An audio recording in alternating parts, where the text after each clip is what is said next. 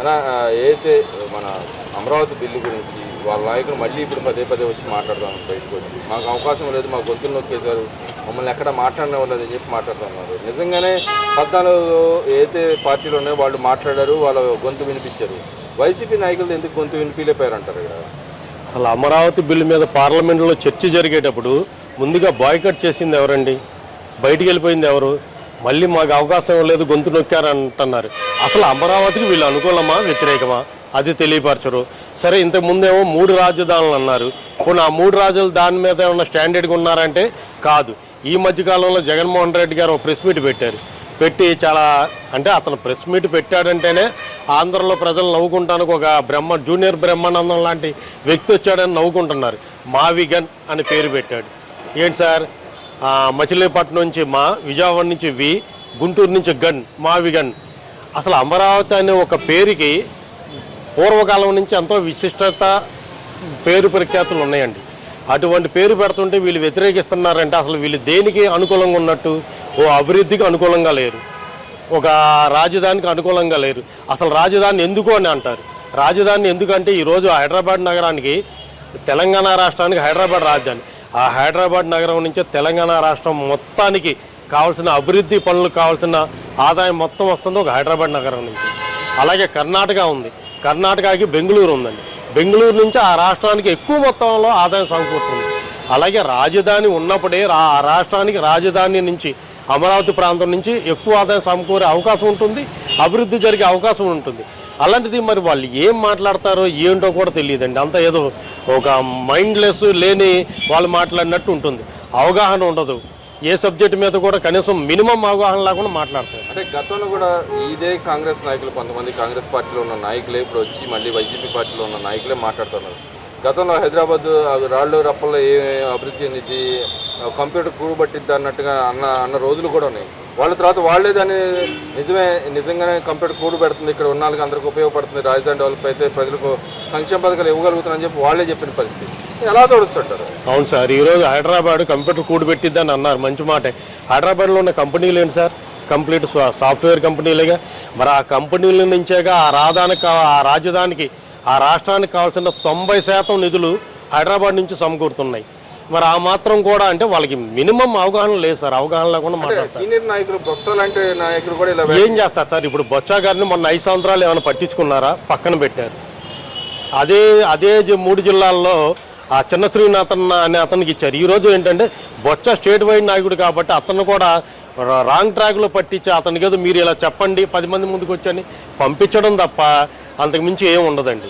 అది మరి ఇక్కడ చూసుకుంటే అమరావతి ప్రాంతంతో పాటుగా ఏదైతే 3 ప్రాంతాల అభివృద్ధి కోసం కట్టుబడి పనిచేస్తుంది గవర్నమెంట్కి, ఎక్కడెక్కడ ఇండస్ట్రీస్ తీసుకొస్తా ఉన్నా కూడా వాటిని కోర్టులు కేసులు వేసి అడ్డుపడుతున్న పరిస్థితి. ఇక్కడ అమరావతిని డెవలప్ చేసి దాన్ని అడ్డుపడుతున్న పరిస్థితి. ఎలా ఏ రకంగా వీళ్ళు ముందుకెళ్దామని చూస్తున్నారు?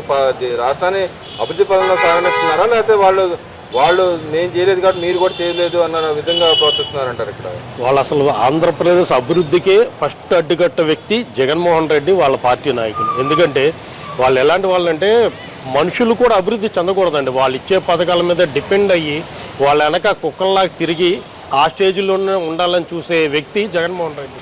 రాష్ట్రం అభివృద్ధి చెందుతుంటే ఏ వ్యక్తి అయినా ఇటువంటి మాటలు మాట్లాడి కోర్టులో కేసులు వేస్తారండి? మనకి స్వతంత్రం వచ్చాక సార్ ఈ రోజు వరకు ఒక స్టేట్కి ఎక్కువ మొత్తంలో పెట్టుబడి వచ్చిందంటే 1,35,000 కోట్ల పెట్టుబడి విశాఖపట్నానికి వచ్చిందండి. డేటా సెంటర్ వల్ల, గూగుల్ సెంటర్ వల్ల. దానికి ల్యాండ్ ఇవ్వద్దని చెప్పి ఒక ఎంపీతో, తిరుపతి ఎంపీతో వీళ్ళు కేసులు వేయించారండి. అది ఎంతవరకు పద్ధతి అండి? అంటే 1,35,000 కోట్ల పెట్టుబడి వచ్చి 1,00,000 మందికి ఉద్యోగాలు వస్తే వీళ్ళు హర్షించకుండా దాన్ని కూడా ఆపుతున్నారంటే వీళ్ళ అభివృద్ధిని పెంచే వ్యక్తులు ఎందుకు అవుతారు సార్?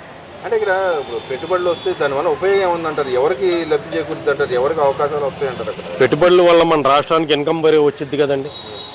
పెట్టుబడులు వస్తేనే కదా, వాళ్ళ ఇండస్ట్రీలు పెడితేనే కదా, వాళ్ళకి ల్యాండ్ ఏదో అనుకూలంగా ఇస్తేనే కదా పెట్టుబడులు పెట్టేది. ఆ పెట్టుబడులు పెట్టడం వల్ల కదా మన రాష్ట్రానికి ఇన్కమ్ వచ్చింది. లేకుండా ఎలా వచ్చిందండి? దాంతోపాటు ఇంకేం వస్తాయండి? ఉద్యోగాలు వస్తున్నాయి సార్. ఒక మనిషికి ఉద్యోగం వస్తే ఆ కుటుంబం మొత్తం అతని మీద డిపెండ్ అయ్యి అభివృద్ధి చెందుతుందిగా. ఈరోజు డేటా సెంటర్లో 1,00,000 ఉద్యోగాలు వస్తున్నాయి అంటే 1,00,000 కుటుంబాలు బాగుపడుతున్నాయిగా. అలాగే ఇప్పుడు రాజధానిలో అనేక ఇండస్ట్రీలు కానీ యూనివర్సిటీలు కానీ వస్తున్నాయి. అక్కడ కొన్ని వందల కుటుంబాలు, వేల కుటుంబాలు బాగుపడతాయిగా. రాజ్యాన్ని అభివృద్ధి చెందితే బాగుపడిద్దిగా. అలాగే ఆ రాజధాని కూడా సెల్ఫ్ ఫైనాన్స్ రాజధాని. అంటే ఏంటి సార్, అమరావతిలో జరిగే ఏ అభివృద్ధికి కూడా బయట నుంచి ఫండ్ కాకుండా అక్కడి నుంచి దాని నుంచి అది వచ్చే అక్కడి నుంచి వచ్చే ఫండ్ తెచ్చుకునే ఒక ఇది అమరావతి. కానీ మీరు ఆ మాట అంటున్నారు, కానీ వాళ్ళు అంటారు ఒక దగ్గరే కేంద్రీకృతం చేసి అక్కడే డబ్బులు విచ్చలవిడిగా చేసి దాని ద్వారా ఆయన లబ్ధి పొందడానికి, ఆయన దాచుకోవడానికే దాన్ని అభివృద్ధి చేస్తున్నారని చెప్పి మాట్లాడుతూ ఉన్నారు. కరెక్టే సార్, వాళ్ళు చెప్పేది ఏది కూడా నిజమని మనం చెప్పలేము. మీకు అభివృద్ధి వికేంద్రీకరణ అనేది మూడు ప్రాంతాల్లో జరుగుతుంది. ఉత్తరాంధ్ర ఉంది, విశాఖపట్నాన్ని తీసుకున్నారు. ఈరోజు అక్కడ data centre, Google data centre కానీ కొన్ని అభివృద్ధి కంపెనీలు అక్కడ వచ్చినాయి, రాజధానులు వచ్చినాయి. అలాగే ఇటు రాయలసీమకు తీసుకుంటే చిత్తూరే తీసుకోండి, కడపే తీసుకోండి. ఈరోజు అక్కడ స్టీల్ ఫ్యాక్టరీ కూడా వస్తుందండి కడపలో. అలా అన్ని అభివృద్ధి అనేది వికేంద్రీకరణ చేస్తున్నారు. కానీ రాజధాని అనేది ఒక ప్రాంతంలోనే ఉంటుందండి. అది ఆంధ్ర మొత్తానికి సెంటర్.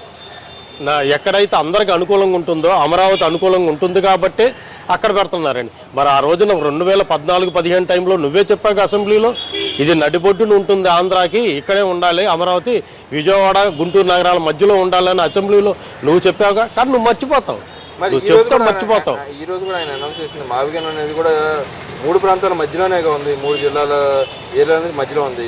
ఇక్కడ వ్యవసాయ భూములే ఎక్కువ ఉన్నాయి.